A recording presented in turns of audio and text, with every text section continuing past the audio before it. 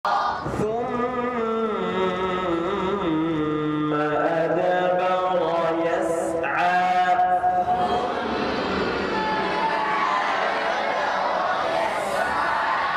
فحشر فنادى أعوذ بالله كلا ऊपर लो आवाज ठीक أعوذ بالله إبراهيم اللهم صل على محمد وعلى آل محمد كما صليت على إبراهيم وعلى آل إبراهيم إنك حميد مجيد اللهم بارك على محمد وعلى آل محمد كما باركت على إبراهيم وعلى آل إبراهيم إنك حميد مجيد সবাই আওয়াজ দিয়ে আবার দূরে পড়বে হ্যাঁ আওয়াজ দিয়ে পড়বে আমার সাথে পড়বে আওয়াজ দিয়ে اللهم صل على محمد وعلى آل محمد كما صليت على إبراهيم وعلى آل إبراهيم إنك حميد مجيد اللهم بارك على محمد وعلى آل محمد كما باركت على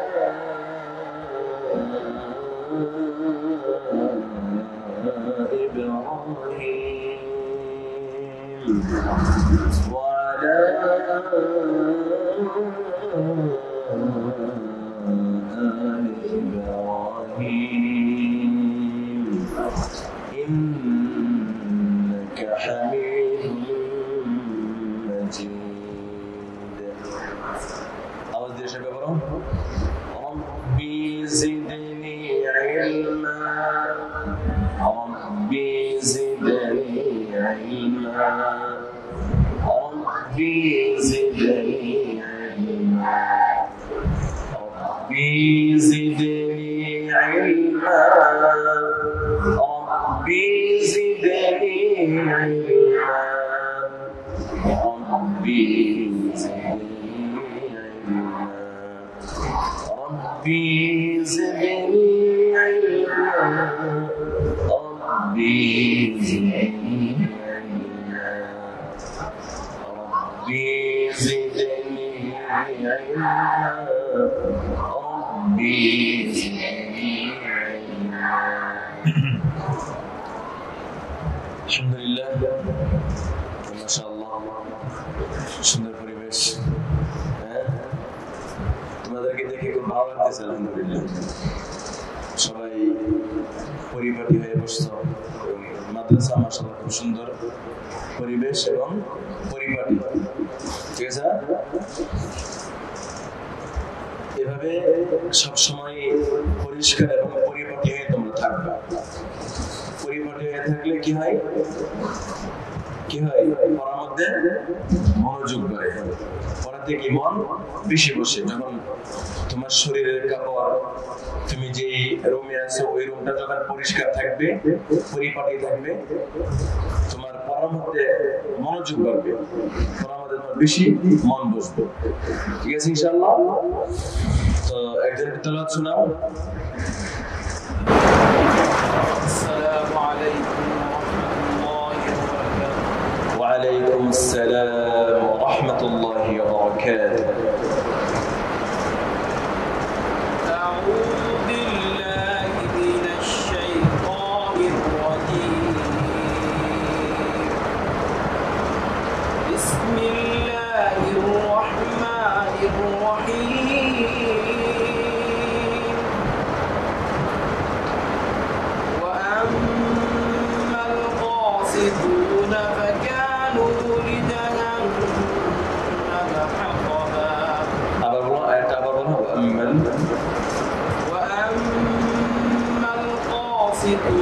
قاسطون سين سي وأما القاسطون سين بابا وأما القاسطون فكانوا لجهنم حطبا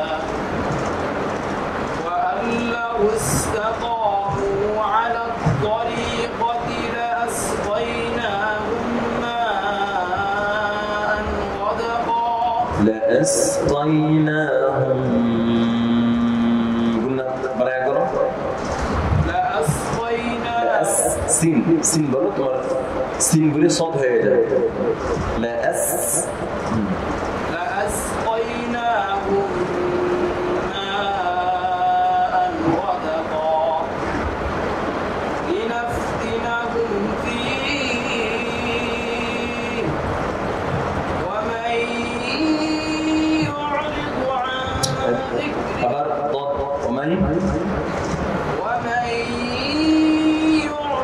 عن সাকিন অবস্থায় একটু ছুটে গেলে কি হয়ে যাবে কলকলা হয়ে যাবে দদ ছাড়া যাবে দদের সাকিন সতর্কতার সাথে করতে হবে ওয়ামান ইউআরিদ ঠিক আছে ইউআরিদ চাপ দিয়ে দাও ومن يعرض عن আবার ছুটে গেছে ইউআরিদ চাপ দিয়ে দাও দদের সাকিন ছাড়বা না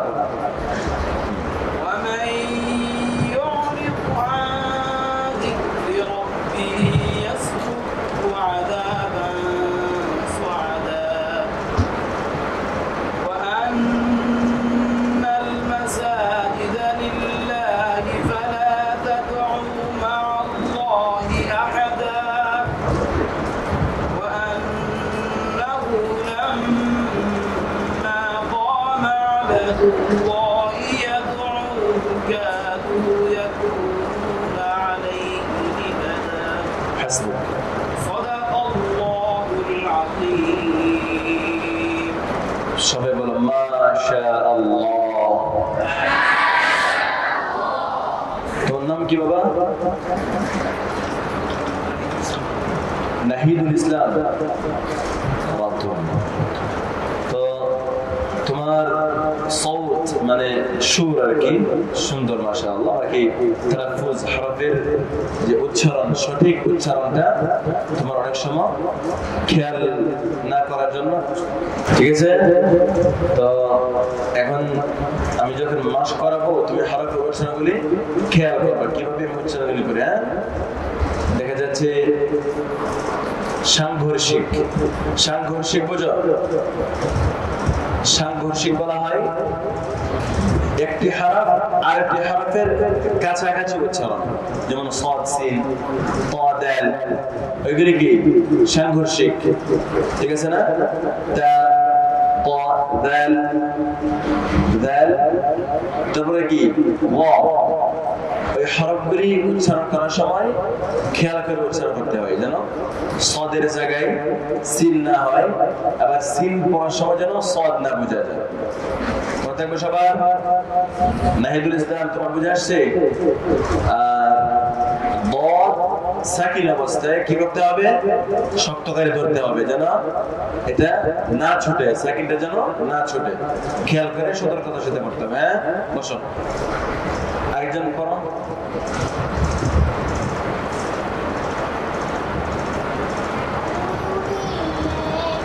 এদিকে এসে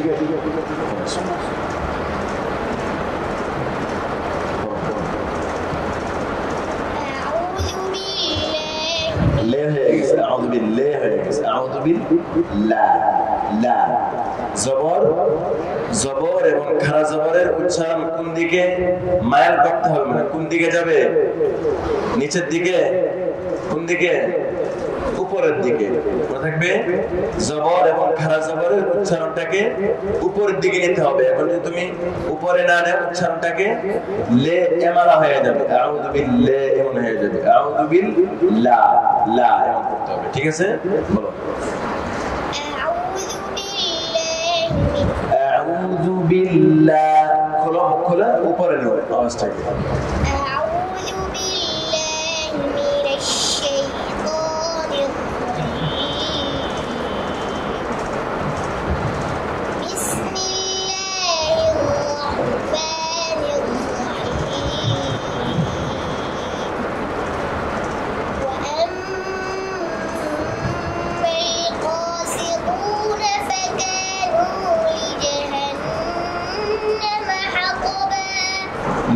জাহান্নামা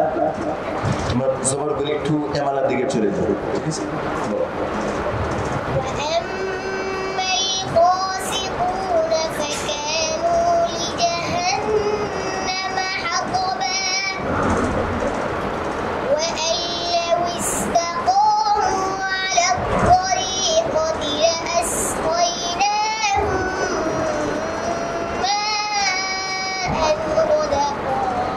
لأسقينا نائم هذا لأسقينا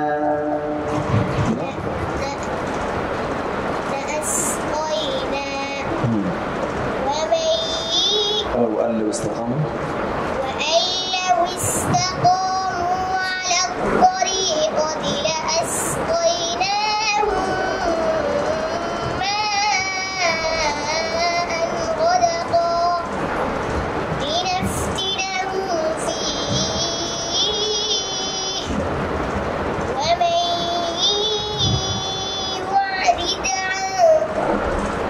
ومن يعرض প্রথমবার ছেড়ে দিছিলা এখন মনে করো তুমি প্রতিযোগিতা দিতে গেছো ঠিক আছে না তো তুমি প্রতিযোগিতা দিতে গেছো তুমি পড়তেছো পড়ার সময় যদি প্রথমবার তুমি একটা ভুল বলে দাও দ্বিতীয়বার ঠিক করলে নাম্বার কি থাকবে নাকি চলে যাবে এই জন্য সতর্কতার সাথে পড়তে হবে হ্যাঁ বলো ওমাই ইউআরিদ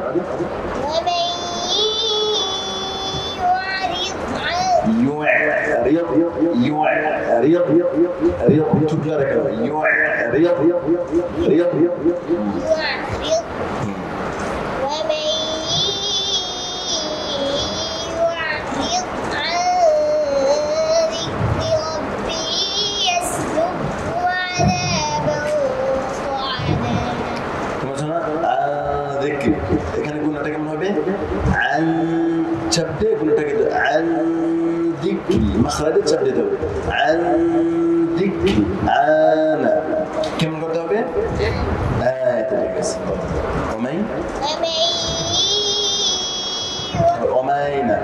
ومن يعرض عن ذكر ربه ঠিক আছে চাপ দাও ومن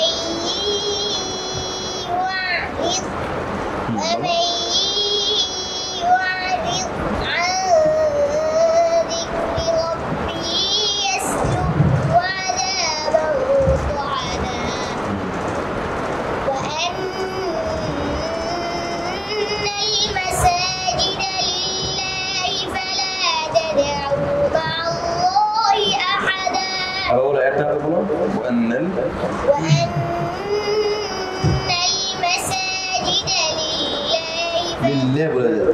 وأن المساجد لله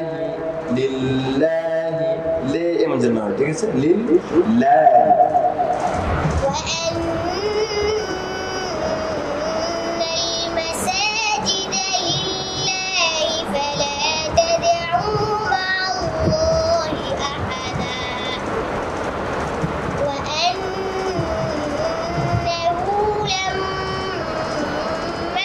قام عبد الله يدعوه كادوا يكونون عليه لبدا এখানে এই আয়াতের মধ্যে তুমি যে একটা হা বলছো একটা হা কিন্তু পরিষ্কার হয় না বুঝা যায় না কি করতে হবে হরফগুলি পড়ার সময় প্রত্যেকটা হরফ একদম পরিপূর্ণভাবে উচ্চারণ করতে হবে ঠিক আছে وأنه لما قام عبد الله يدعوه আবার শুরু থেকে বলুন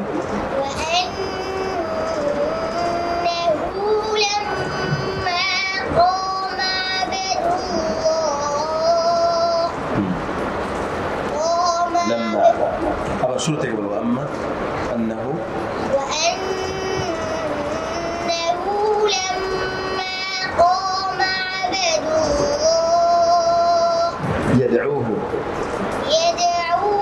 كادوا يكونون عليه হাসান। সাদাকাল্লাহু আলাইহি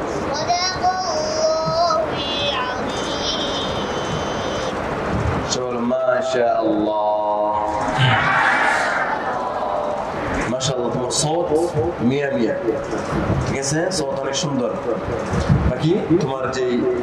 জবরগুলি এবং খারা জবরগুলি এমালার মতো হয়ে যায়। এটা কি কেমনে ঠিক করবা? বলার সময় মুখটা খুলে দিতে হবে। মুখটা যদি বন্ধ থাকে, ঠিক আছে, যেমন মুখ বন্ধ, আ, ঠিক আছে, লা। যদি তুমি মুখ না খোলো তখন তোমার এমালা দিকে চলে যাবে, মা। পার্থক্য আছে না? এই জন্য কেমন করতে হবে? মুখ খুলে অবস্থাকে উপরের দিকে নিয়ে, হ্যাঁ। আর হরফগুলিকে কি করতে হবে? পরিষ্কার, একদম স্পষ্ট হবে। যে হরফটা যে মাখরাজ থেকে হবে, ওই মাখরাজটা থেকে সুন্দর করে পরিষ্কার ভাবে হরফটা করতে হবে। ঠিক আছে ইনশাআল্লাহ? নাকি পড়া সুন্দর হয়েছে? আরেকজন আসুন, আরেকজন পড়া দেখি।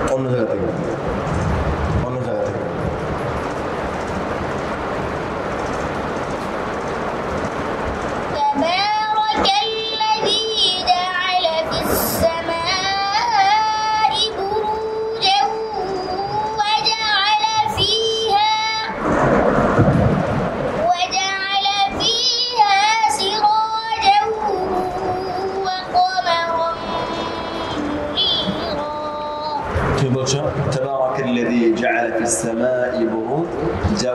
وجعل جو হবে না। তো এই যে গুণনাটা আছে, গুণনা মাখরাজ কোথায়? নাকিটা পড়তে হবে, ঠিক আছে। جو تبارك الذي جعل في السماء بروجا وجعل فيها سراجا পার্থক্য আছে না? ঠিক আছে, সঠিকটা পড়ো, মাখরাজ থেকে পড়ো।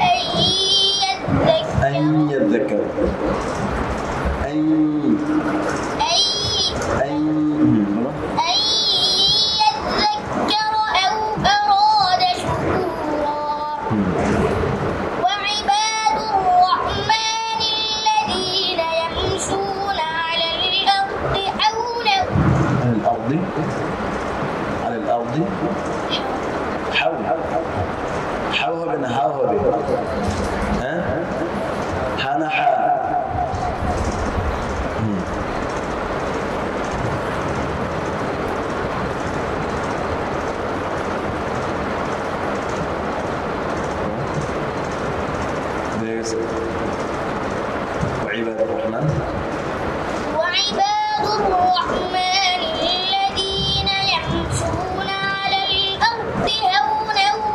وإذا خاطبهم الجاهلون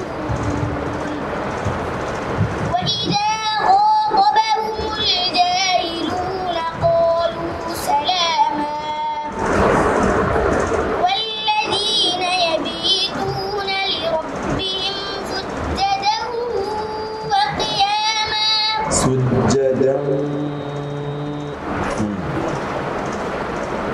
سجدا وقياما والذين يقولون ربنا اصرف عنا عذاب جهنم إن عذابها كان غراما صدق الله صدق الله العظيم شغل ما شاء الله নাম কি তোমার হ্যাঁ রিফাত কয় পারা পড়ছো তুমি 7 পারা না এটা কোন পারাই 19 পারা পড়ছো তুমি মাশাআল্লাহ বাকি তোমার সব ঠিক আছে তুমি মেহনত করলে ভবিষ্যতে ভালো মানের হাফেজ হতে পারবে কেমন ভালো মানের হাফেজ হতে পারবে মেহনত করতে হবে ঠিক আছে